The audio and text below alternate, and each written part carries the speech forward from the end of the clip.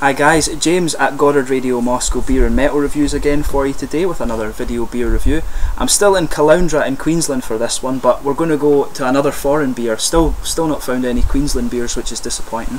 But for this one, as I said, we're going to go to Canada, to Quebec, and I'm quite excited for this one because this is a Scotch ale, and if this style is done right, it's one of the best beers around that you can think, but of course I'm biased when I say that. So we're going to go to McAuslan Brewing and have a taste of their St-Ambroise Scotch ale, and I apologise if my French pronunciation isn't correct because I've not done it since high school, so I've got an excuse, I think. But as is usual with my beer reviews, then I'll take you through a kind of brief history of the brewery, just tell you a little bit about where the beer comes from and all that kind of thing. If you want to get straight to the tasting, just fast forward a few minutes into the video and you will get right there. The brewery website's in the video description for you below, along with a link to my other reviews that I'll hopefully do from these guys in the very near future. So anyway, as I mentioned to you, McAuslan Brewing are based in Montreal in Quebec in Canada, and they commenced brewing operations in January of 1989 in the Saint-Henri district of Montreal, and they were founded by Peter McAuslan, who obviously the brewery is named after. Now, Peter had been a keen home brewer for a number of years, but he dedicated full time to brewing after he quit his job as a senior administrator at Dawson College in 1987, and he said that his main motivation for founding his own brewery was that he felt that he could brew a better beer than had been available in Quebec previously. And the current brewmaster of the brewery is Ellen Burnsall, who is actually an English biologist, but she also trained to be a brewmaster. So in charge of this brewery you have two people who really enjoy their beer. But they launched their first beer, which was the St-Ambroise Pale Ale, in February of 1989. And they've gradually expanded their range since, and they've got two ranges today, which is the St-Ambroise, and they also have the Griffin range as well, both of which are supposed to be quite nice, so should be interesting to do the tasting for you tonight. But they first produced their seasonal beers in June of 1997, and they're all actually very nice. And they began distributing Mystique cider in collaboration with Verger du Minot as well, and that was in 1998 that they began that. But their export network is actually continually expanding, and they also participate in several charitable causes throughout Quebec as well. And over their 25-year career they've received a number of medals. They're a very kind of highly decorated brewery, so the kind of status that this brewery has within Canada is along the lines of like Sierra Nevada in America, or Sam Adams, or Brooklyn Brewery. It's this kind of status that this brewery has. They're sort of considered as one of the kind of premier Canadian craft breweries, if you like. So anyway, that's your kind of brief introduction to the brewery that I always do for you. Just to list some of the other beers that you can get from these guys. In the St-Ambroise range you actually have the Pale Ale, Oak Aged Pale Ale, Red Ale, Oatmeal Stout, India Pale Ale, Double India Pale Ale, Cream Ale, Maple Ale, which is supposed to be a really interesting one. You have Russian Imperial Stout, Vintage Ale, and you also have this guy here, the Scotch Ale. Their seasonal range is actually very interesting. This includes the Apricot Wheat Ale, which is the spring one, Raspberry Ale, which is their summer beer, Spiced Pumpkin, which is in the autumn, and also the Strong Ale, which is their Christmas one. And of course, as I mentioned to you, they've got the Griffin range of beers, which includes a Red Ale and a Pale Ale. That was all the ones you can see on their website, but I think their website hasn't been updated in a little while, so the last entry there was in 2000, so keep an eye on that, or keep an eye on their Facebook and things, and you'll find out a little bit more about the brewery. But anyway, we'll move on to the actual tasting of this here now, so I'll just bring up the camera and let you have a wee quick look at the artwork on the bottle, as I always do.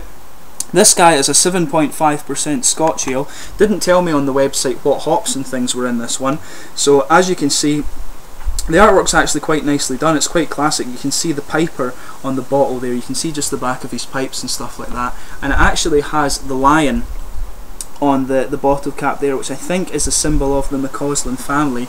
I think the McAuslan is spelled MC, so just for those of you who are interested in that, MC is Ulster Scots rather than Scots. It's MC for actual mainland Scotland, so he's probably Northern Irish heritage at some point, although I'm sure I'll say that and then someone will try and correct me on it, but it's MC is usually Ulster Scots. But just to tell you the little bit that's on the back of this one, it says St-Ambroise Scotch Ale is a dark ruby red with a tawny head, sweet and malty with hints of vanilla and butterscotch, and a long hop finish. With its 7.5% alcohol, this beer evokes the classic wee heavies, or the full-bodied 90-shilling strong winter ales of Scotland. Enjoy a glass of St-Ambroise Scotch Ale and celebrate over 400 years of Scottish heritage in Canada. Slantimoire. And it just says the ingredients as well, but it tells you on the back, product of Montreal, Quebec, Canada. So if you want interest as well, at McAuslan.com. So 7.5 ale, as I said to you before, get this out and hope Yeah, oh, it's a twist off cap, so I didn't.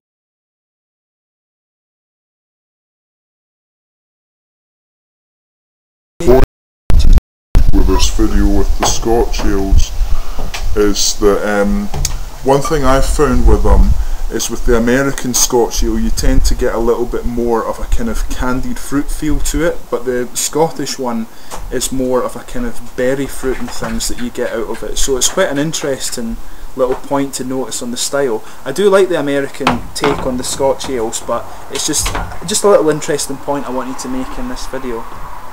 So for this one, you can just see this is a nice kind of mahogany, dark mahogany colour on this one. If I put my fingers behind it, you can just see it is actually quite transparent. There's a 2-finger kind of beigey coloured head on this one, so it's quite an attractive looking beer. If I hold it up to the light, it actually does come quite ruby, but I'm not sure if you can really see that on the camera. It looks more of a mahogany one to you just because it's dark, but if you look at it through some light, it's actually a nice kind of ruby colour there, which is nice. You can see a good bit of carbonation coming up towards the bottom of the head there, but a nice finger, very thick kind of beigeish head. This smell and see on. It's a typical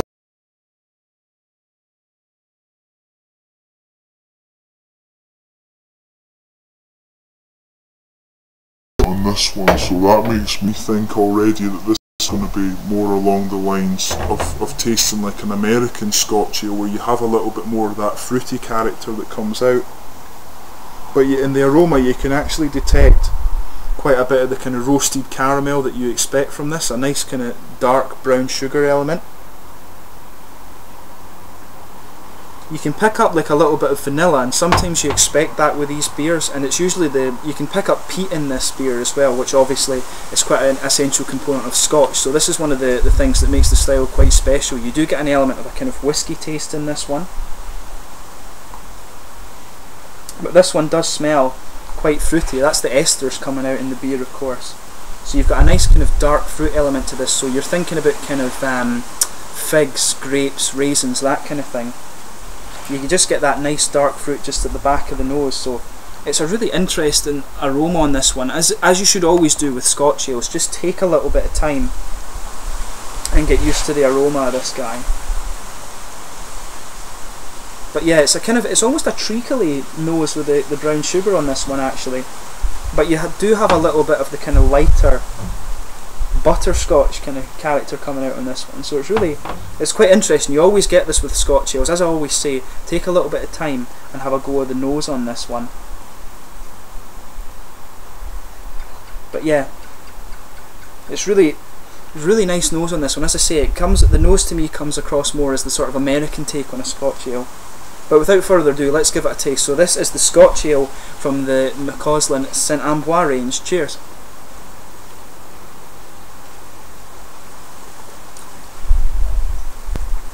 The first impression of this one, it's very, very smooth actually, and that's what you want from a Scotch ale. You always want it to have that kind of thick, kind of cask ale feel to it, and it definitely has that.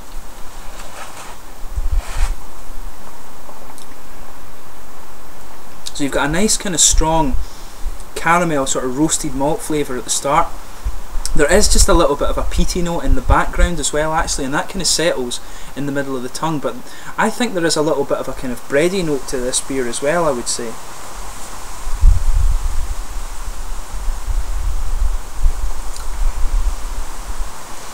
Yeah, it definitely has a nice kind of bready sort of creamy feel to it, which is quite interesting.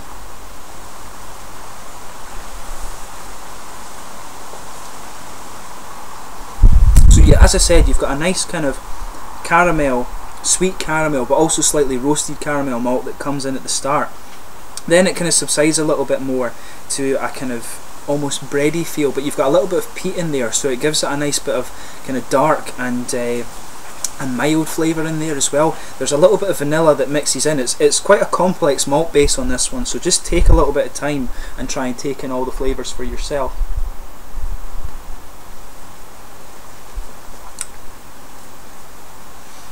But yeah, as you progress through the flavour, you just get the mouthfeel becoming slightly more oily, and that's when you start to get a little bit of the kind of red fruits that you come out. as I was saying with the aroma, the aroma comes out a little bit more with the kind of candied fruit that you expect from the American take on the Scotch ales. The one I'm thinking of in this case is the Founder's Dirty Bastard Scotch Ale, which is their one, which is really it's a really nice beer, that one, a nice kind of fruity take on it. But this one doesn't really have that. It is more the darker fruit that's coming out. So this one is actually closer to the kind of Scottish take on the Scotch ales, or the original ones, as I should say.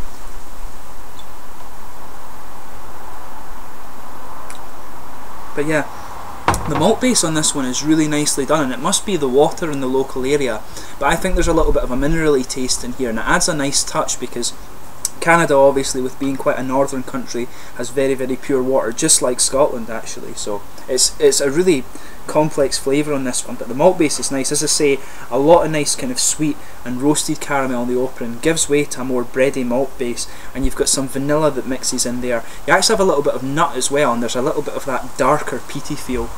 But you've just got this kind of bready blanket with a little bit of sweet caramel that kind of blankets the tongue there, and then you start to move into the more fruity things. It's quite, you've got some nice kind of dark kind of figs and plums and raisins, this kind of thing, but it's not quite candied and quite as sweet, but it's not too sharp either. It's just a really nice kind of little fruity end that you have on the end of the beer.